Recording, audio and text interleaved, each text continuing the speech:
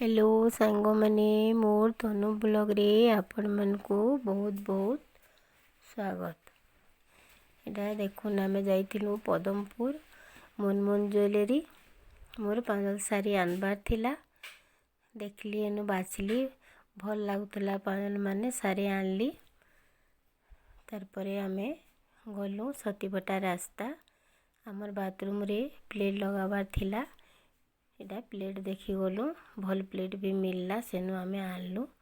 देखुनटा किड़ी बड़ दुकान टी इनु प्रत्येक जिनिस ता माने घरे जहाँ जहाँ लगाबार कथा प्रत्येक जिनिस ई दुकान रे अछि। आउ सबु भल भल जिनिस माने भल लागला। देखुन किड़ी बड़ दुकान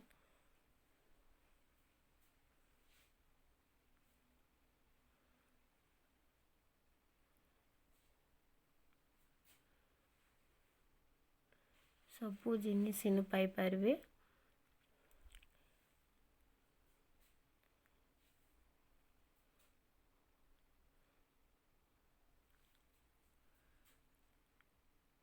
तारपरे आमे पले आलु घर के 4 बजेटा हमर काका ससुर झियो पो मान घरे समस्ते बुली आइसतिले। से ताकर जई भी से भाई भी आइसतिले से भांजी भी आइसतिले छुआ माने भी आइतिले समस्ते।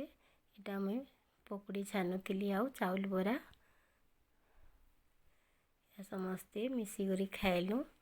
इटा देखुन इटा होचन नंद इटा होचन भांजी से हमर घर के आइले बहुत खुश हो जायसन। इटा समस्ते मिसी करी खाउछु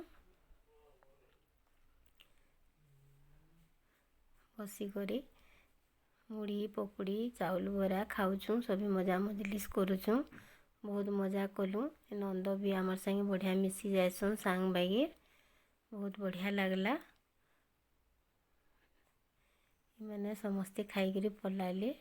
तारपरे आर दिनटा मुई बनाली अरसा पिठा चाउल के घंटे बतरे देली आउ धोई धुआ करी खरारे टिके सुखे देली।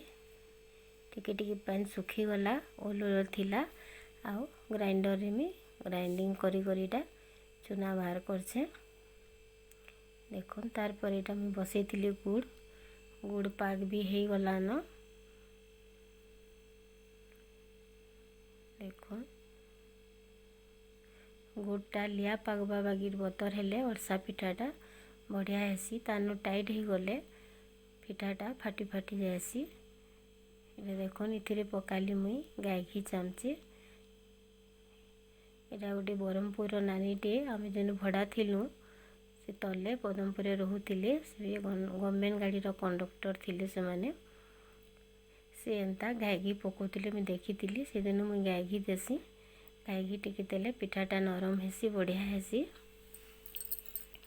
आमे सब समस्ते सेनु मिसी करी थिलु जिन दिन अरसा पिठा बनाले समस्ते पागी पागी बनो समस्तंकर लागी।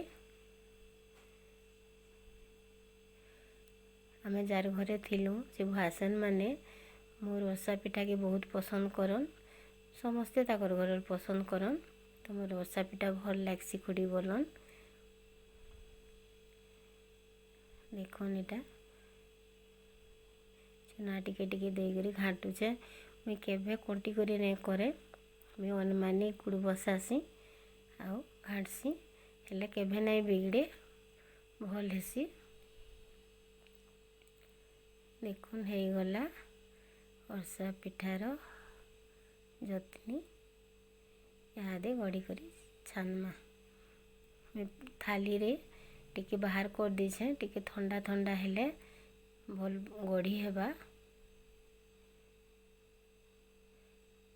देखुन बढ़िया सुंदर पिठा हेतिला जेन माने अरसा पिठा करसन एंता करसन कि आओ केंता करसन जे कमेंट रे जणाबे। समस्तंकर तरीका भी टिके अलग अलग थेसी।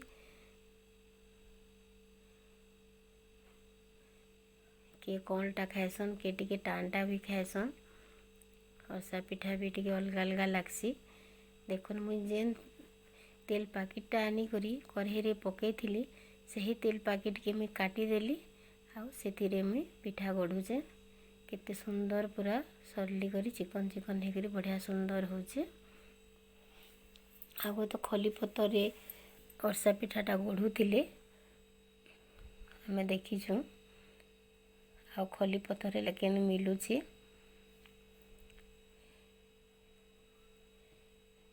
मुझे बनाले तेल जरी रे बनासी बढ़िया सुंदर हेसी।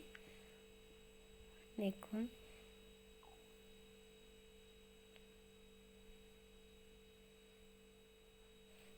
इला मु 2-4टा छानुचे तार परे मुई गढ़ी गढ़ी लगामी मोर झील आसिक सब छानी देमी बोलसी एकलाड़ी केते हैरान हेबू बोलिक सब छानी देमी तु खाड़ी गढ़ी कर लगे देबू बोलसी।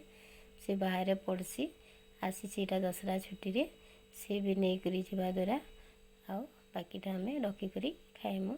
मैं मझी मझी आधा केजी चाउल बतुरे कर ग्राइंडिंग कर एकला एकला कर पकासी आउ डबारे रखिक आम खाइसु।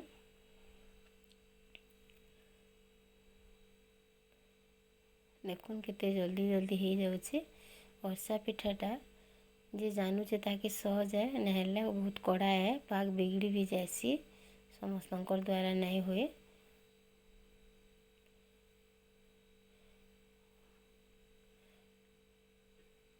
मुई भी एटा देखी देखी बनाबाटा शिखीछे। देखो रेडी हो गला मोर अरसा पिठा केते सुंदर होइछे। देखो पूरा केते सारा अरसा पिठा होइछे। मोर चैनल जा जाके भल लागला मोर अरसा पिठा बनाबाटा मोर चैनल के टिके लाइक सब्सक्राइब कर देबे। तारपर एटा मुई नून रे भाजीछे मूंगफली कच्चा मूंगफली बहुत टेस्ट लागुतला जने भाजुथिले मैं देखिथिली।